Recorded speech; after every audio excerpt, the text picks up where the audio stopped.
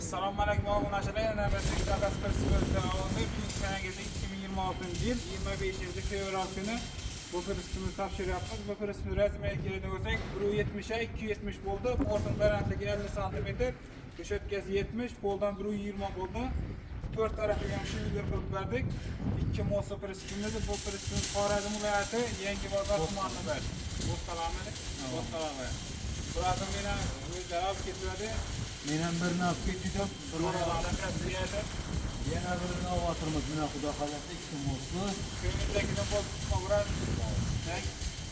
o'zlari qamashar oylarni kelib berdilar. Narxi qancha bo'ldi? 15 million bo'ldi. Tagi 3 qalin qo'l bo'ldi. Yarim qiril bo'ldi. Yarimi ichkari, yarim tashqarida. Tabriklayman. Yaxshi kuningizda ishlating, Esaburam. Yaxshi kunlarda ishlating. Mana bu so'z spravkasi 10 kun ichida nomer oladi. Yana bir qator pressimizni obzor etib o'tamiz.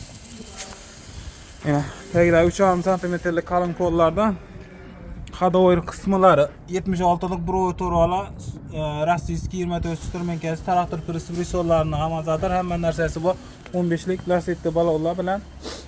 Ebedena kuzov nomeri, ebeda bilkasi.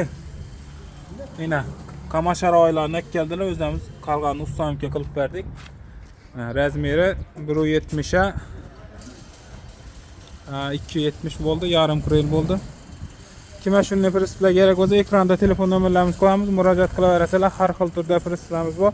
Zakaz asosida ishlab beramiz. Tayyor presslarimiz ham bor. Sog' bo'linglar, salomat bo'linglar.